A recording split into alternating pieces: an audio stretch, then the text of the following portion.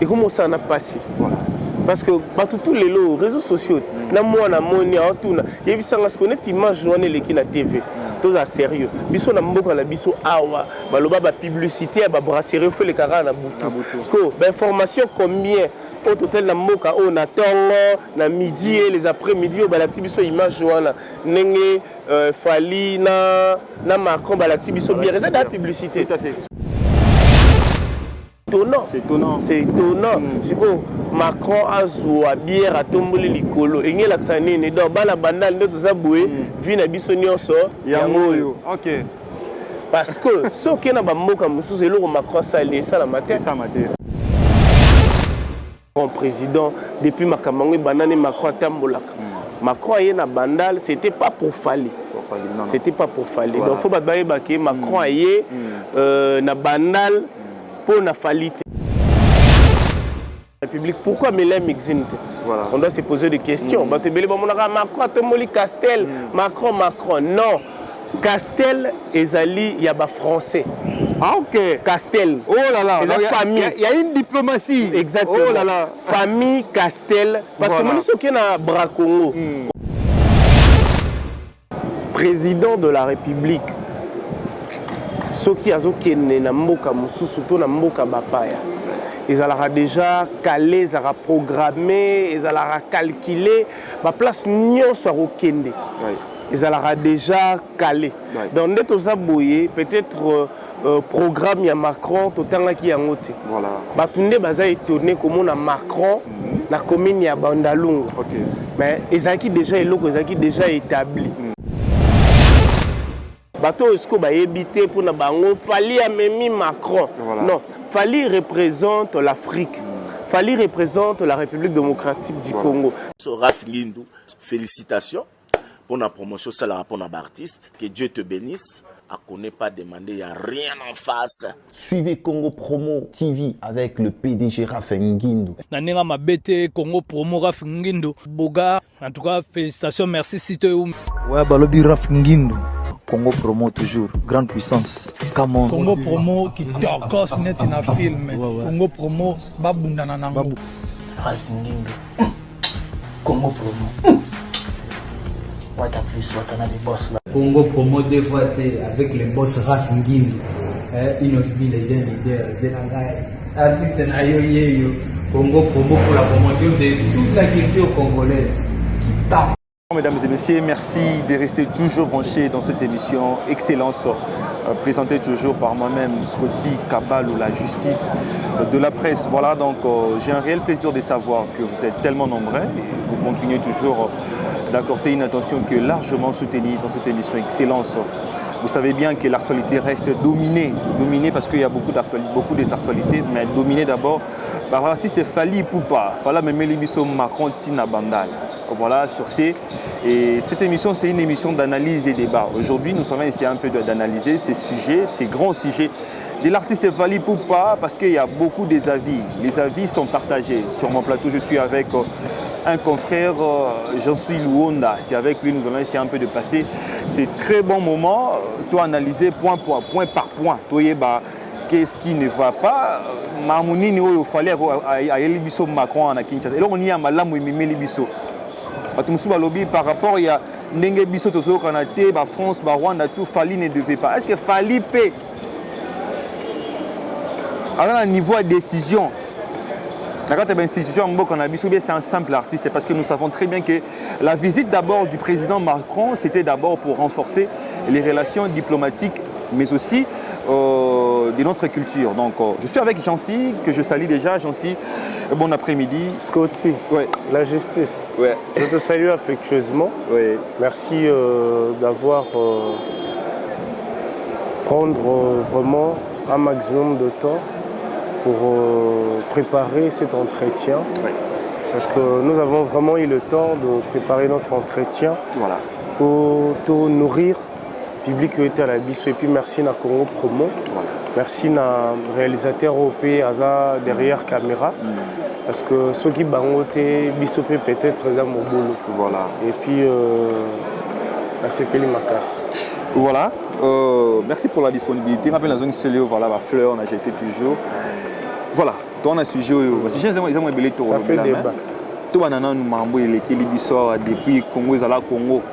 Na qui na mambo ambassade au bagité que non depuis papa ou notiloté na qui na bongoté mais depuis Congo à la Congo pour la première fois tout le monde a un artiste et musicien a ramené les bisso un président français en fonction. Emmanuel Macron. Tina Katia Bandala. En fait, moi je dirais, c'est pas Fally qui a ramené Macron à Kinshasa ou à Bandalunga. Fally Ipupa, c'est un grand artiste que nous aimons beaucoup. Il est figure emblématique de la musique congolaise, un artiste totémique. Mais Fally est un artiste congolais que nous respectons. Macron azalaki déjà dans le programme Yakuya dans la République démocratique du Congo par rapport à Makambo au État politique. Voilà.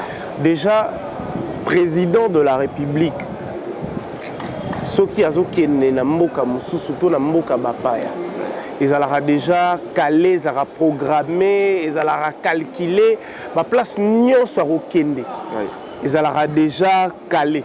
Donc, net aux aboyés, peut-être programme ya Macron totanga ki yango te. Voilà. Batunde baza étonné comment na Macron na commune ya Bandalunga. OK. Mais ezaki déjà eloko ezaki déjà établi.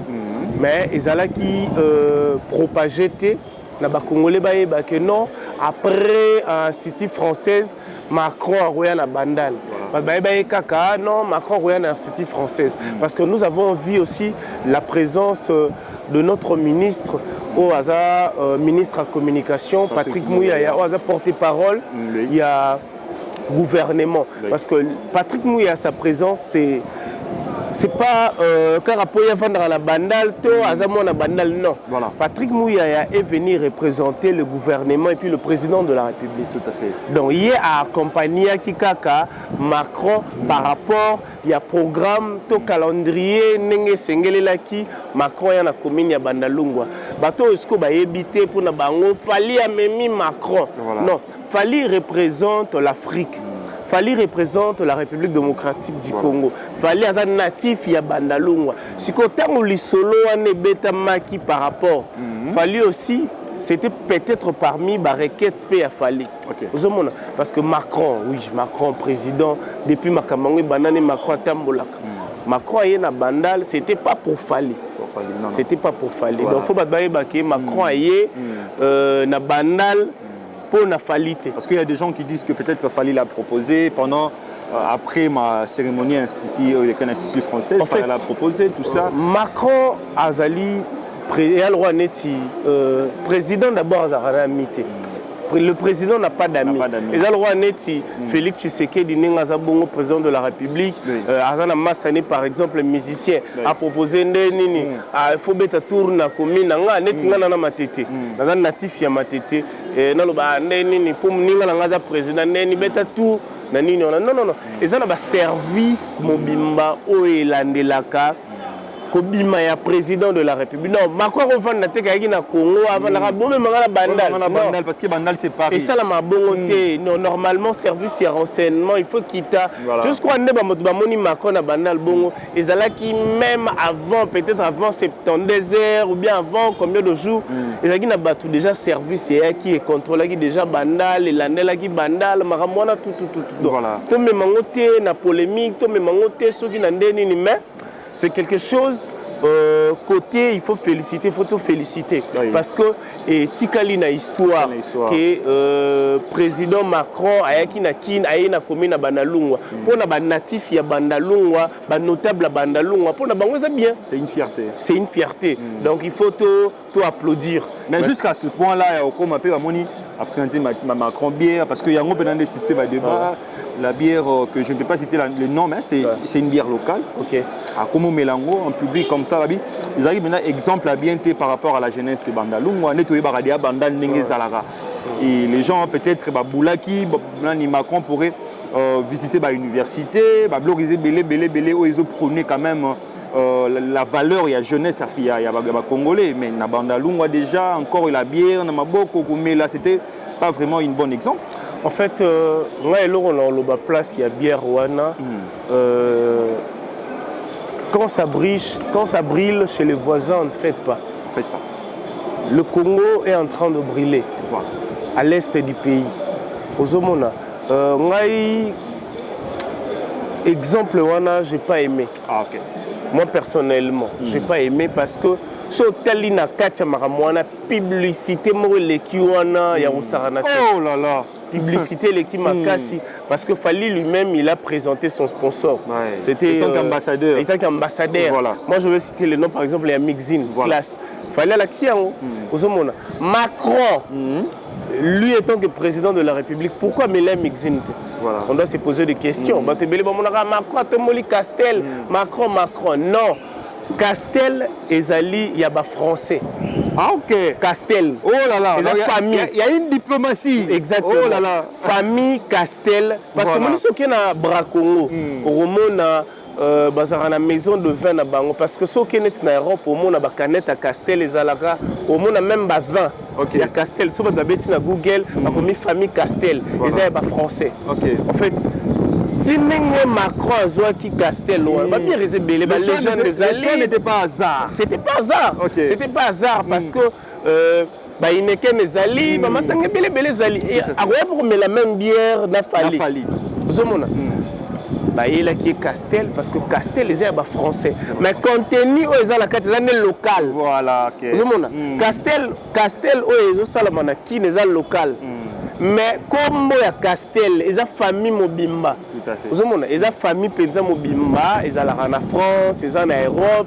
Donc ils ont Azar. Ils ont Castel, Castel, ils ont famille Mobimba. Donc les Congolais à maximiser les sous-publicité. Tout à fait. Il y a Castel. Parce que hier, il président de la République. Ils ont dit Azar. On est bien, on a Castel. Voilà.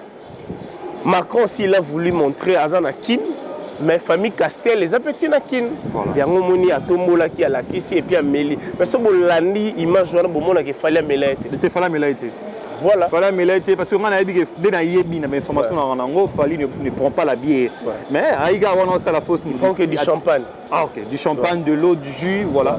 J'ose croire que Martini à Mélara. Tout à fait. Mais il n'a pas bu le meeting. Déjà, moi, personnellement, étant que jeune, parce que tout le monde est l'éducation. Nous avons un problème, il y a classe, il y a ban. Voilà. Nous avons un problème, il y a éducation. Nous avons un problème, l'Est, les Rwandais, ils ont attaqué Bisso. Ils ont bombardé Bisso. Nous sommes endeuillés. Il fallait le remoko, Basala. Pour soutenir. Il y a un moment même Macron, qui Maramino se relega na Congo. C'est clair. Maramino se relega na Congo. C'est-à-dire qu'il faut Macron, Bino. Bino Moko, il faut une mise en charge. Comme mise en charge, c'est très important. Nous avons les lots jeunesse, Bisso et baby. Surtout banalungwa et comment le roi net banalungwa ndakuno c'est comment nganda c'est nganda par exemple ya bapati bongongo et comment nganda dans liboso nganda mona na sima kuzu do so tali pena e bandaka banda makelele ti oye comment on appelle ça Nzela et Kabola, Bandal, j'ose croire, Ngiri comme ça. Voilà. Chaque palais comme un Nganda. C'est étonnant. C'est étonnant. C'est étonnant. C'est que Macron a joué à bière à tomber les colos. Et il y a l'accès dans Bala Bandal, nous avons boué, vina bisonnion sort. Yamoyo. Ok. Parce que ce qui est dans Bamoka Moussou, c'est là où Macron s'allie, ça la matière. Ça matière. Même la Kin n'a pas commune Moussou, alors ça bon. Pourquoi c'est les gars bon à Bandal? Ok. Est-ce que ceux qui pourquoi tant à Bandagi non a Fachi ne bazaki na Gombe pourquoi l'institut français Macron a tombé Castel Talaxa battu l'institut français pourquoi la question kaka na Bandal vous avez parce que yebisanga ibandeko bana est ba oba la to ba moni image wana ya président en France parce qu'on doit se le dire nous à la vraie biso normalement dans le monde entier biso dans un deuxième pays francophone après France c'est ça Congo République démocratique du Congo mais bazwa francophonie ba PC ngo ba Rwandais on en a ras-le-bol de tout ça nous étant que jeunes il faut tout révolter Congolais yango nde mun natalaki en sluzo la lobby Congolais bossa na maman facilement. L'autre na maman falit. Maman baka mo 100 000. Et que l'état moto. Et bon mani nango. Vous avez ils ont biloko. Les lope to na maman falit. Et bon mané loko mususu bimi. En fait, le Congolais oublie rapidement. Donc moi je dirais na bakonzi ya mboka il faut pas avoir un message où il faut pas diffuser. Et puis un message positif. Hein. Et un message positif parce que et comment ça n'a passé. Voilà. Parce que tous les réseaux sociaux, na moi na moni autour, il y a ça parce que net image journée l'équipe na TV. Tout ça sérieux. Biso na mboka na biso awa, baloba ba publicité ba brasserie fait les carats na butu. Parce que information combien au total na mboka on attend na midi et les après-midi au balati biso image wana nenge fali na Macron balati biso bien ça la publicité. Parce que ça diffusé neni na moi na Congo. Et là on interdit ça parce que voilà déjà il y a pub mobimba. Parce que tant moi na Monique est président France à la Tibiso Castel. Parce que zélo mon ato il y a niveau il y a Castel et Romela Manamboka oh. Biso ba ouais ensemble mais c'est la prémisse tout à fait. Changement de fréquence. Parce que ba ça ba influent. Vous savez parce que Macron arrose l'influence Macron l'équipe on a influence il y a l'écolo. Parce que Alexis Batou Castel, tout ça a rechangé. On met la sous fort, on met la Castel. On met la bière présidentielle. Mais aujourd'hui, on a vu, il y a aussi, parce que j'avais dit au début que les avis sont partagés, on a vu Bokechu, on a vu Ramsey, oui, c'est un gars là qui habite en Europe. Era, que je salue. Era, voilà. Ouais, c'est notre ami, l'ami de Chidi aussi. Voilà. Que Fali instrumentaliser par rapport que Macron doit le calendrier au côté là en Amboga parce que d'abord faut bango au début il n'était pas le bienvenu. Déjà les Congolais balingana Macron a été donc c'était déjà compliqué pour Macron et puis au début tant balinga qui va jouer acteur autant que artiste congolais on a fait le choix de mettre Gims et de Fali. Gims a décliné l'invitation. On a entré par Fali. Fali quand même lobby Fali Alexis Biso comment les Congolais ils m'attirent surtout les musiciens na biso fois c'est la population pour pardon surtout la population au mingi baza na poto les bango pena baza contre démarche au Fali à saleli Macron na kati mboka. Bon, moi je dirais Fali il est culturel à la base. C'est un artiste politique. Oui. Il n'est pas artiste engagé. Tout le monde a bandé biso balèche, Bob Elvis, ne ba yemba mboka. Non. Fali, lui, il représente la République démocratique du Congo à travers sa musique, qui est la rumba, qui est le tokos. En fait, il y a invitation sur Baropé, ça et s'il est dispo, il va répondre. Combien de fois Fali, il peut pas artiste mboka la biso ba congolais ba sanganaka pona rosele la mboka banzembu pona kolobela mama mboka Fali azalaka. Voilà. On doit se poser des questions. Tout à fait. Pour Badolobara, Fali Kimara, Fali Fokaka. Parce que pourquoi le Macron directement on a vu Fali présent. Combien de foyers de jours on a Fali pour pendant Félix Tshisekedi qui est notre président. Ce nous compter nombre, na limite nombre année aux ans. Combien de fois d'abord on a Fali na Kabila, ex-président de la République démocratique du Congo. Mais pourquoi Fali s'afficher avec c'est un langage codé. Voilà. Maintenant, il faut entrer à l'intérieur pour comprendre. Parce que Makam Oto comprendre le témoin de l'Oba est athée. Vous avez Oto comprendre l'Oba. Parce que ils ont battu au coup de s'affichera président de la République. Ils ont battu au Nabanzemu Nabango. Basala Beloge pour na Félix Tshisekedi, basala yango pour na Kabila. Baso Holandais Fali. Basala rangote. Mais aujourd'hui, Fali a représenté la République démocratique du Congo culturellement. Il n'était pas seul. Il y avait Céline Banza, il y avait Jupiter, il y avait. Okay. Mais les autres artistes emblématiques qui représentent aussi les pays, les ambassadeurs. Ouais. Parce que la République démocratique du Congo, nous avons les ambassadeurs. Moi, je me pose la question, où était Kofi Olomide? Où était Dadju? Où était Maître Gims? Tout à fait. Tu vois, on doit se poser des questions. Parfois aussi héritier, Ami Bengaka, artiste présidentiel. Où était héritier Watanabe? Où est son ambassadeur de la paix? Il était où? Parce que Macron était venu à Kinshasa. Il était avec les artistes. Pourquoi pas aussi les artistes pourquoi pas ça quitté? Mais Fali était là, Céline Banza était là. Maintenant, on doit se poser des questions. On peut se dire qu'aujourd'hui, il est le guide. Bon, Par moi rapport à sa personnellement, vision, pour dire il est le guide, je ne peux pas dire ça. Oui. Mais Fally est en train de perfectionner sa musique. Ok. Il est en train de se Il n'est perfectionner. pas le numéro 1, tout ça. En fait, Actuellement, dire Fally, il est numéro 1, je ne sais pas parce par que...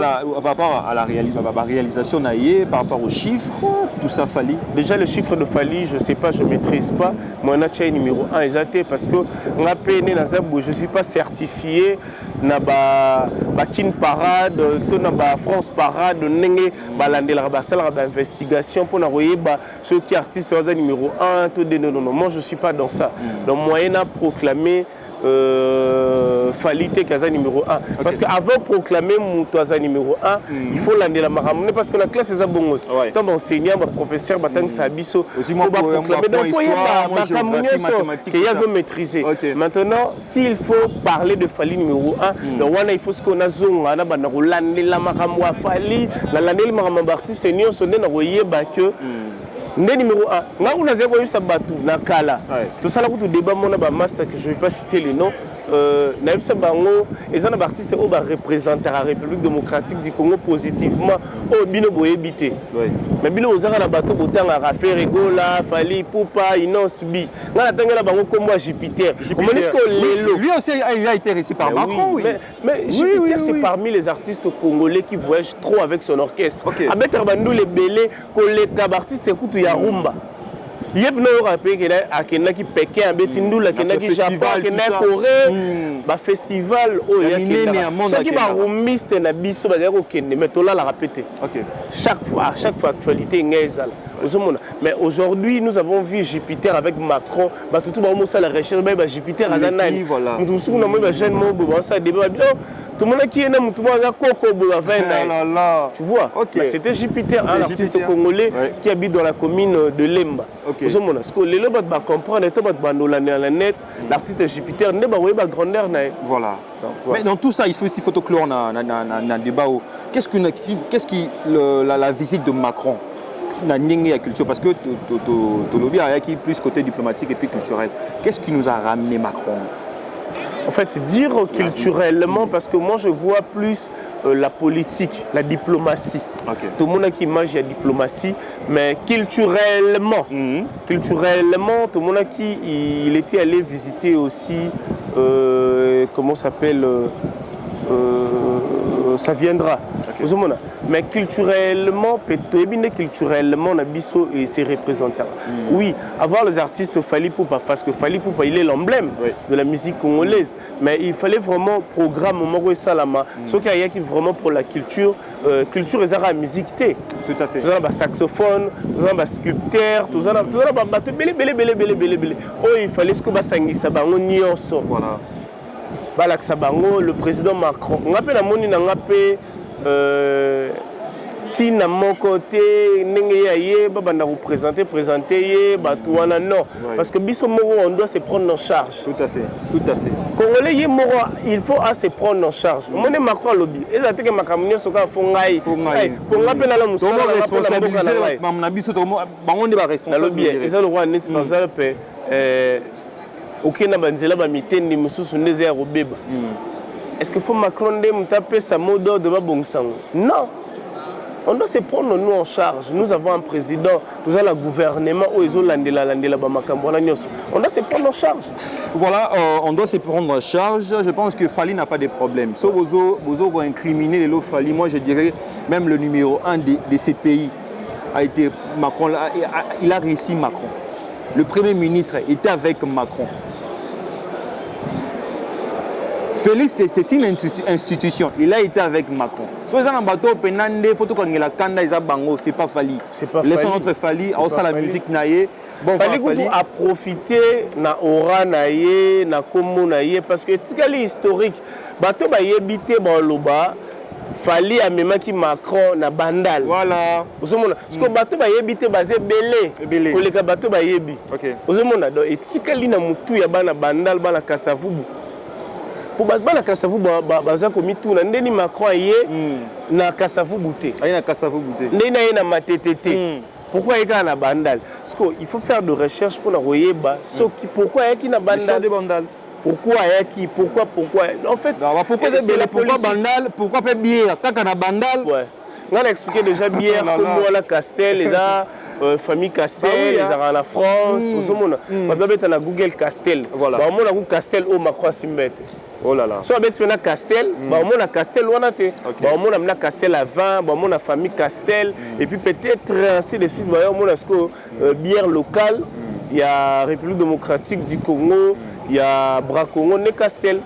Ben, deuxième sujet, vite fait, sur la moi, sujet par rapport, il y a sorti, il y a l'album Dynasty a fait Rigola volume 2, ça a été reporté, mais avant c'est là, tout le monde a déjà déjà Kota Kiwana, JDT Debo, JDT, je crois, il n'est plus dans le projet, et pareillement avec Bill Clinton. Est-ce qu'il est influencé négativement, quand même, album Wana, c'est peut-être là, Bill Clinton. Moi personnellement, s'il faut dire vrai, pour moi, c'est lui qui est le plus influent. La dynastie s'est fait rigoler. Parce que c'est lui le patron du projet. A Bengisine, Mastanaye, va collaborer.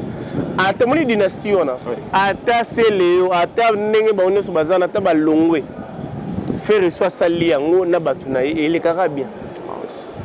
On doit applaudir d'abord le projet, malgré l'initiative, il y a un combat entre eux, mais ils ont un projet au Batbaozi, là-bas, Yoka. Voilà. Ferrigola, c'est un grand artiste. Batebele, oh, Lelo Baolo, Dynastie. Oui, Dynastie. Parce que Yemura Lobaki, ils ont juste moi, problème, Moroboué. Dans ma projet, il y a quoi qu'ils ont raté. Parce que Bisso, pourquoi faut-il aller étonner? Ceux qui, il fallait bima, jour tel et bimité. Peut-être des gens sont déjà prêts, mais peut-être des gens qui sont là, Moroboué. Et bon, les gens qui faut battre la monétisation, la clip, dans la chanson. Il y a peut-être refréné. Parce que générique est mon boulot. En fait, générique qui peut naner et on est venu côté mon boulot. Faire rigoler. Pour remplacer Bill Clinton n'est pas des Moukoussena ni Roi David. En fait, faire rigoler, il y a un animateur rebelle. Projet à dynastie, on doit se le dire. Est-ce que Bill a bien Bill n'est pas bien acquis. Dans les années où on n'est pas bien acquis, il y a un peu de sous. Vous avez un peu de chanter missile.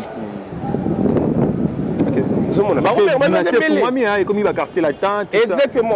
Faire rigoler, collègue collaborer. C'est le Congo qui va gagner. Voilà. Parce qu'il faut passer avec leur âme. Il faut passer à la sincère. Et belé ça là la carte projet on a sincérité. Il y a un moni makamba 4 ezobima. Parce que ça il y a des choses qui se disent tout haut, il y a des choses qui se disent tout bas. Parce que tout bas et comme c'est devient dangereux. Surtout dans la dynastie, tu ne peux pas accepter ce que Fali fait. Dans la dynastie, ce sont des gens qui appréciaient la musique de Fali. En fait, dire ça, je ne crois pas qu'il y ait de la bouche à faire. Déjà, Batou, tout à la claire, rival, il y a Fali et Zalaka. Ferré. Rival et Ferré, il a Fali. Oui, Bani. Si vous avez Sanga, vous avez Ferré. Vous avez Masoula Fali pourquoi? Vous avez Fali, vous avez Masoula Ferré pourquoi? Est-ce que les actualités, faire ça la projet naé, Fali pas un projet naé. Tant vous avez na Ferré, vous avez Makambu Fali pourquoi? Faut tout ça clair, Scotty. Elle va lancer un projet dans l'ail. Il faut un projet dans ce que nous allons tomber rival. Bateau va lancer un projet. Est-ce qu'il faut mettre un solo dans un projet dans l'ail? Moralement, même spirituellement, ça m'a bien. Peut-être bateau bazoya n'est pas faire bazoya na flatterie. Bateau mon question il est masola fallait peut-être ils en ont amour. Non, c'est pas ça. Faire c'est parmi le meilleur voix africaine. Tout à fait. Donc au batutu bayebi tout ce qu'on côté ça y est na bakwa na mambele parce que donc tout ça la bongo toujours bomandé congolais. Donc tout quand ça te ko boma congolais ça ne ba beta minduki na est non. Déjà sur aux huiles canisières déstabiliser moninga no isa da ko boma. Voilà. Mais aujourd'hui, là, s'il faut atterrir, Ferrigola va jouer son tout premier. Le 24 juin 2024. Voilà. Ça sera une première pour Ferrigola. Deux hommes, il y a déjà. Mais là, on a le bas qui Gaulois base à la focus d'abord. Parce que Zali, événement na bango. Voilà. Événement, les cas, ils ont événement Wenge, ils ont événement Warrior, ils ont événement Spiritas. Le 24, jusqu'au le 23, je crois le 23 ou le 24, ils ont événement. Il y a des Gaulois d'abord. Avant, Méloman, ils ont d'abord des Warriors. J'allais dire, ils ont des Gaulois. Voilà. Des gladiators. Des gladiators. Donc, c'est à la focus. Apparemment, moi, perturbation, mais ce sont des vrais Gaulois. Vous avez un vrai Gaulois, vous êtes sincère, maximiser promotion, maximiser idéologie pour un événement, et la réussite. Ils ont une réussite totale où ils vous permettre Ferrigola, s'il faut parler de Stade des Martyrs. C'est une liste, il y a des fracassés qui Stade des Martyrs. Moi, je crois à cet artiste. Parce que Explore à ça, l'album, la chanson ou à ça, où ils ont des chansons impérissables, à Rosala, Mama Minen et la Stade Douana. Donc c'est un peu ça, Félix Oisé, Roberta, Fabregas, Héritier Royal Issoussou, Falaire Royal Issoussou. Mais c'est en 2023 où tu as la mise la stade à Ferrigola. Ça montre déjà la grandeur. Parce qu'il faut appeler ça un peu forme, événement, ils ont la grandiose. Donc c'est un peu ça. Il y a aussi une remarque par rapport à l'entourage de Ferrigola. Est-ce que tu penses que pourquoi l'entourage doit décliner dès le début, mais faire la garde à est-ce que qu'est-ce qui manque?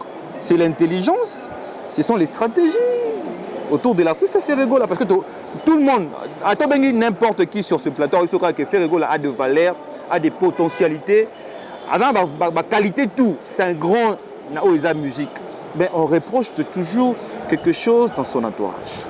Mais à garder à Bango toujours. Moi, s'il faut dire intelligence ou stratégie, l'équipe a fait l'intelligence et ils ont la sagesse. Ils ont la maramouana et tout. Mais au moins, humain, azalera parfaite. Ce qu'il faut proposer, ils ont juste perfectionner. Perfectionner parce que Ferrigola restera Ferrigola. Maintenant, le bureau doit perfectionner, doit faire de rajouts, beaucoup de stratégies. Bazada Maïli. Bazada une stratégie, mais il faut perfectionner. Perfectionner, donc il faut passer à la mise à jour. Pour un événement d'abord, il y a juin. Donc il faut vraiment mettre dans la pâte, il faut influenceur costaud. Là, le dernièrement, l'émission montre tout ça qui n'a que les J, qui directement va faire dans le lobby événement Oyo. Pour la première fois, il faut battre la paix bandeko ba jouaki.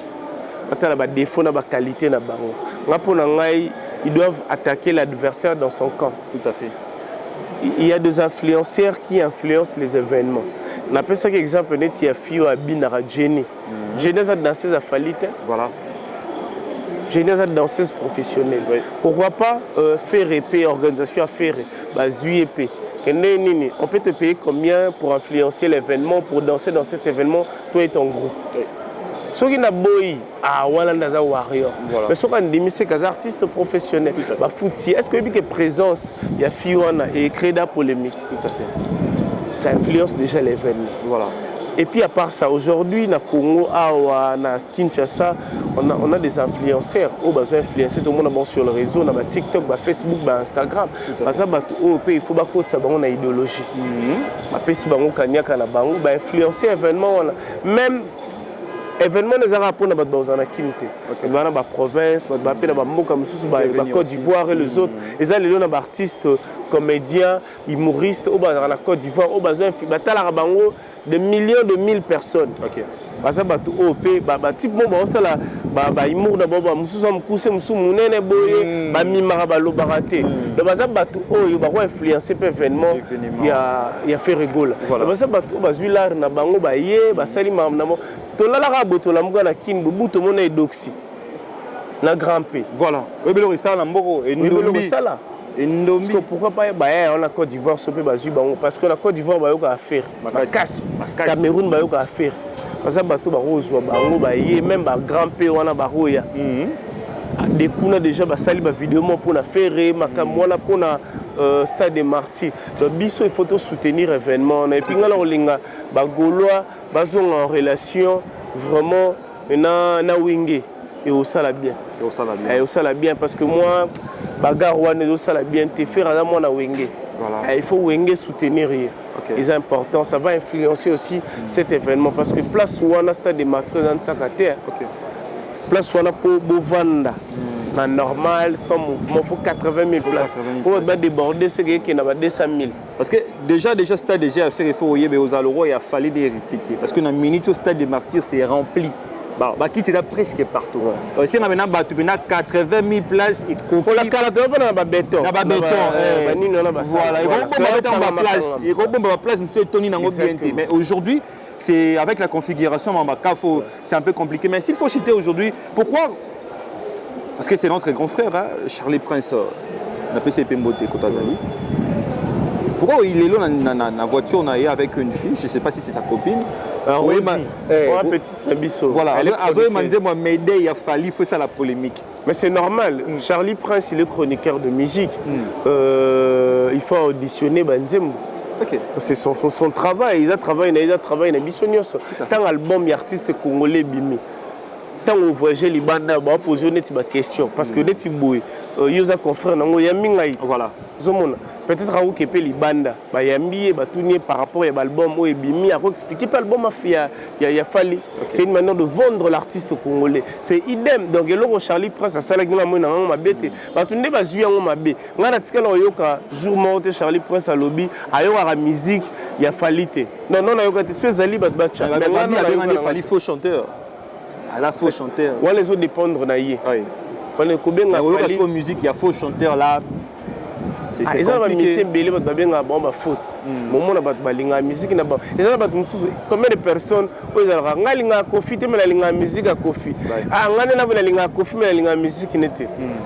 la vie elle est faite de choix. Voilà. Faut chanter parce que d'abord la musique est l'art de combiner le son d'une manière agréable à l'oreille. Peut-être c'est pour la mais musicien de bétaki. C'est pour la musique qui a musicien. Mais mutazo tia voix la musique peut-être c'est pour la voix na été. OK. Zomona. Donc ba bibanion soana faut ba bayeba. Maintenant jour au coup Charlie Prince faut tout na yango. C'est pour la musique il y a fallu to asepelaka na maloba oyo etiamaka na musique ya fali parce que bato basalaka musique ya fali eza Tyson eza oyo balaka na nsima oyo babenga bo bamusicien mona fali aza chanteur mais namonaki aussi il est musicien parce que amaîtrisaka instrument de musique.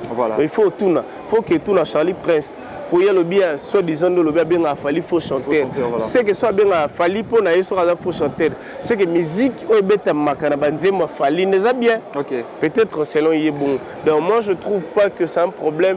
Charlie Prince ça nous embêté tout fali Prince ça mutu moko boité so ki ndeni te ya yoka musique on a te non aza ime nenga yoka faire nenga yoka bébé chana neto yoka ekala na ba musique na mususu neto yoka ba mombi neto yoka kaneti ngana yoka Céline Banza makasi. Céline Banza apparemment il a demandé une feat avec Fali quand na mambo ga désolé Céline Banza est danger mais au moins on a ba émission ba loba ba cité ba comme ba chanteuse ya mboka o Céline. Oh là là. Mais Céline wana sura zo yemba non. Donc il y a tellement qui parlait maramna bango pété ya ça ba musique de recherche na yé na oui ba côté mais Céline soro cheye na ba chanteuse mususu comprendre maintenant que non Céline a une performance morobo ya makasi. Voilà. Merci Jean-Cy pour la disponibilité. Nous sommes vraiment à la fin. Je ne sais pas s'il y a un mot de la fin, s'il y a quelque chose à dire par rapport à votre moi je dirais à tous nous avons une génération à sauver. On doit bâtir notre pays plus beau qu'avant. Il y a un des importants. Tout ce qui est délire, ils ont rabaissé Moka. Le Congolais a un problème. Le Congolais a l'étoile, le Congolais a une étoile dans ses poignata. Tout peut ça valeur dans l'étoile. Tout protéger l'étoile, c'est important. Merci beaucoup. Quant à moi, je dis merci aussi à celui qui a réalisé cette émission, Moïse Chimanga. Chimangologie. Il y a un tabakoto. Moïse Chimanga. Wakwetu. Ma biche bimpa. Betouabou. Biche bimpa. Moïse Chibanga, le boss de Congo Promo. Il y a un $5 000. Combien? Voilà, donc on appelle ici merci et pas DJ Force Kitoko et Pasuka Systematique, le meilleur DJ de Liège, Kadiston Kitoko, ma tante Mimi Kaembe à Paris, papa Jeff Onji, je te salue, et Pablo Kaembe aussi, voilà, Damaris Kiala, Jonathan Kaembe, Pacho Yambe, Orly Kaembe. Voilà, vous êtes tellement nombreux. Maman Claudine Nzongo, la charismatique, Abe Kalou Mechimanga aussi, je te salue, et sans oublier Junior Bouibou, le millionnaire, je te salue aussi, ainsi que l'ingénieur Christian Bossio, Yamago Debo Palanga. Voilà. Au revoir. Au revoir. J'avais entendu et j'ai vu. Félicitations à Congo Promo TV.